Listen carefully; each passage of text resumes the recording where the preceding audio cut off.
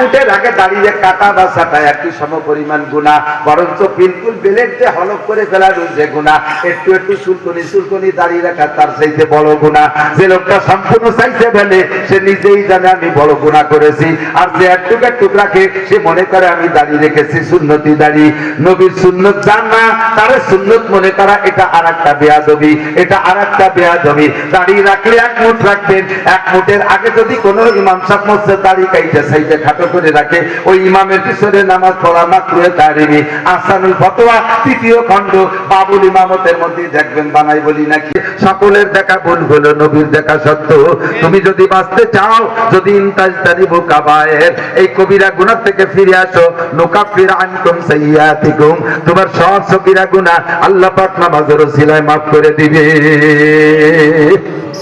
ইত্তাকিল মাহারিমা তাকুনা আবাদান নাস, পাঁচটার একটা হলো যত হারাম কাজ আছে ছেড়ে দাও। আল্লাহ রাসূল বলেন তুমি হবা সবচেয়ে বড় আবেদ। আর বারবো না, এদিক সামনের দিকে চলে যাই। আল্লাহ পাক আমাদের সবচেয়ে বড় আবেদ হওয়ার তৌফিক দান করে বলেন আমিন। অকথ্য ভাষায় গালাগালি করা সগীরা না কবিরা? একটু বলেন সগীরা না কবিরা? বড় নিন্দা করা কবিরা গুনাহ, বিবাদ শিকায়ত কবিরা গুনাহ, মানুষের নামে মিথ্যা অপবাদ তৈরি করা কবিরা গুনাহ, মিথ্যা অপবাদ তৈরি করা কবিরা গুনাহ। সাংবাদিকরা সাংঘাতিক, সাবধান হয়ে যাও দোস্ত। আমার নবী জাহান্নামের মধ্যে তুমি সাংবাদিকের শরীরতি দেখে আসছে, মুখের মধ্যে ছুরি ঢুকাই দিয়া, আগুনে ছুরি লাগামের মধ্যে ঢুকাই দিয়া কান পর্যন্ত ফাটতেছে, আবার ওপাশ থেকে এই পাশে যখন ঢুকিয়ে দিচ্ছে ফাড়ার জন্য, এ পাশ ঠিক হয়ে যাচ্ছে, ও পাশ ফাইলা এ পাশে আসতেছে, ওদিকে আগুনের ভিতরে দাও দাও করে জ্বলতেছে। নবী পাক জিজ্ঞেস করলেন জিবরাইল মান হাউলাই, এরা কারা? হুজুর এরা আপনার উম্মত, যেই উম্মত গুলো মিথ্যা সংবাদ প্রচার করে বেড়াইতো। দুটো পয়সা নেবে, এক পার্টির কাছে পয়সা খায়া আর এক পার্টিকে দাগি করার জন্য এই কাম করে বেড়াইছে। ও সাংবাদিক, তুমি সাংঘাতিক সাবধান হইয়া যাও।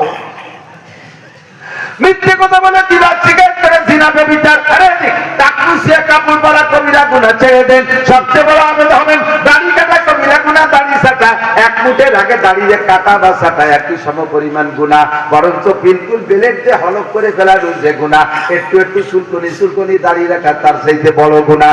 যে লোকটা সম্পূর্ণ চাইতে ফেলে সে নিজেই জানে আমি বড় গুনাহ করেছি, আর যে একটু রাখে সে মনে করে আমি দাঁড়িয়ে রেখেছি সুন্নতি দাড়ি। নবীর সুন্নত জানা তার সুন্নত মনে করা এটা আরেকটা বেয়াদবি, এটা আরেকটা বেয়াদবি। দাঁড়িয়ে রাখলে এক মুঠ রাখবেন, এক মুঠের আগে যদি কোনো ইমাম সাহেব মসজিদে দাড়ি কাইতে চাইতে খাটো করে রাখে, ওই ইমামের পিছনে নামাজ পড়া মাকরুহে তাহরিমি। আহসানুল ফতোয়া ৩য় খণ্ড বাবুল ইমামতের মধ্যে দেখবেন বানাই বলি নাকি আমি মুফতি না, আমার নামে মুফতি, প্রচার দেশে বাকি আমি ফতোয়ার কিতাব আল্লাহর ফজলে ঘর ভরে রাখি, বিরতি চাইবে ফতোয়ার কিতাব দেখি। আল্লাহু আকবার। মনে রাখবেন, সাবধান থাকবেন, দাড়ি কাটা সেটা কবিরা গুনাহ, বেপরদা করা কবিরা গুনাহ, সুদ ঘুষ খাওয়া কবিরা গুনাহ, আল্লাহু আকবার পরে হক নষ্ট করা কবিরা গুনাহ। ইনতাজতানিবুল কাবায়ের এই কবিরা গুনাহ যদি ছাড়তে পারেন তাহলে হবেন আবাদান নাস, সবচাইতে বড় আবেদ। চেষ্টা করা যাবে ইনশাআল্লাহ। এই কথাটা সাত দোকানে বসলে, আমাকে বাংলাদেশের সাত দোকানে যে মিনি সংসদ ভবন, ওই জায়গা থেকে যা আমরা পরিকল্পনা করি, ওই পুরাই সংসদ ভবনে যারা আছে পুরা ওই অনুযায়ী দেশ চালায়। তোমার এই দরবার পদ্মা নদী পারে উপর যায় না, দুদু খালি পদ্মা দরবার বাদ দিয়ে যা শিখিয়ে দিচ্ছে এই নিয়ে আলোচনা করতে হবে। রাজি আছেন? ইনশাআল্লাহ।